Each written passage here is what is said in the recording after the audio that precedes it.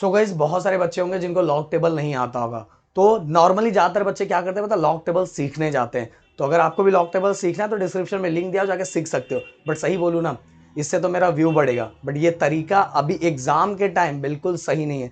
अगर log table सीखने के लिए आप 4 से 5 घंटा लगा रहे हो और 4 से 5 घंटा आप लॉग टेबल सीख के फिर न्यूमेरिकल्स करने जा रहे हो, तो बिल्कुल गलत है, बिल्कुल गलत है। क्योंकि आप 4-5 घंटा वो किसी और चीज़ों को दोगे तो आपका स्कोर ज़्यादा बढ़ेगा। हाँ, एक चीज़ सेक्रीफाइस करना पड़ेगा कि न्यूमेरिकल्स में हो सकता है, देखो लॉग टेबल सब में नहीं आता, बहुत कम ही क्वेश्चन में आता है, ऐसा बस बहुत बड़ी बड़ी बताई गई है। किसी किसी क्वेश्चंस में लॉग टेबल की जरूरत पड़ जाती है, ज़्यादातर क्वेश्चन में लॉग टेबल की इतनी भी जरूरत नहीं पड़ती।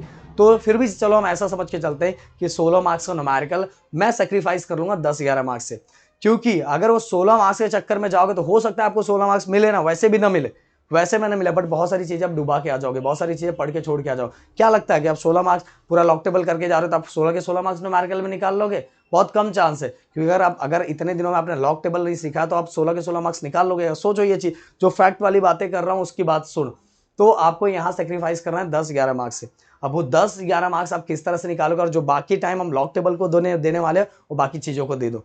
अब कैसे निकालना है, देखो सिंपल सी बात है कि आपको आपको सबसे पहले क्वेश्चन को आइडेंटिफाई करना है कि ये क्वेश्चन कौन सा है। आपको दिख गया क्वेश्चन बैंक, ओके, अगर मैं यहाँ एक मिनट, तो ये बैंक दिख गया, बैंक से, और इसके बाद यहाँ दूसरा determine the speed limit, bank समझ गया, डिटरमाइन द स्पीड लिमिट। तो आपको समझ में आ गया कि यार यहाँ स्पीड जैसा कुछ फाइंड करना है, स्पीड जैसा कुछ भी फाइंड करना है तो बस क्या करो, फॉर्मूले।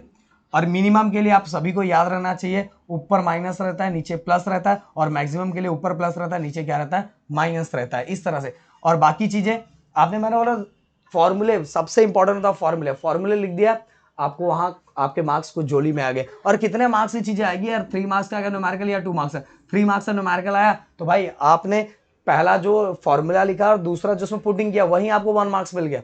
अगर आपको थोड़ा बहुत सॉल्व करने आता है तो थोड़ा बहुत उसमें सॉल्व करके दिखा दो। लॉग टेबल छोड़ो, लॉग टेबल नहीं करने आता मस्त लॉग टेबल से यूज ही मत करो, थोड़ा बहुत कैलकुलेशन जैसे भी आता करके लिख दो। और फाइनल स्टेटमेंट अगर आपको मिल रहा है, अगर आपको मिल रहा है तो लिख दो, नहीं तो जो आपको लगता है फाइनल स्टेटमेंट लिख दो, और फाइनल स्टेटमेंट लिख लो तो एटलीस्ट आपको 1.5 मार्क्स तो मिलेगा। ओके, मतलब ये पूरा करने का, मैं पूरा करने की बात करूँ कि 3 मार्क्स है तो एटलीस्ट आपको 1.5 मार्क्स तो मिलेगा। आपने दोनों फॉर्मूले लिख दिए, फॉर्मूले के जितनी थोड़ी थोड़ी चीजें आ रही थी वो सॉल्व कर दिए, एटलीस्ट 1.5-2 मार्क्स तो मिलेगा। समझ रहे हो मेरी बात?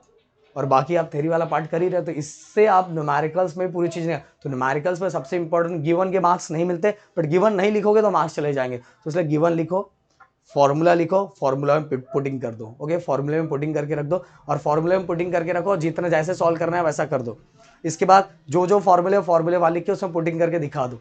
ऐसा करोगे तो भाई आपके, हाँ, पूरे मार्क्स नहीं मिलेंगे, बट ऐसा नहीं कि 0 मार्क्स मिलेंगे। 3 में से एटलीस्ट अगर 2 मार्क्स का रहेगा तो भाई 1.5 मार्क्स आराम से मिल जाएगा, आराम से मिल जाएगा। इसलिए वो 1 मार्क्स तो पक्का है आपको। तो भाई इसलिए बोल रहा हूँ कुछ तो आपको अपने आपकी झोली में जाना चाहिए। तो 16 में से एटलीस्ट 10-11 मार्क्स तक पहुंच जाओगे आप। और बहुत सारे क्वेश्चन में ऐसे लॉन्ग टेबल की इतनी भी जरूरत नहीं पड़ती, इसलिए समझा रहा हूँ, दिमाग से गेम खेलो।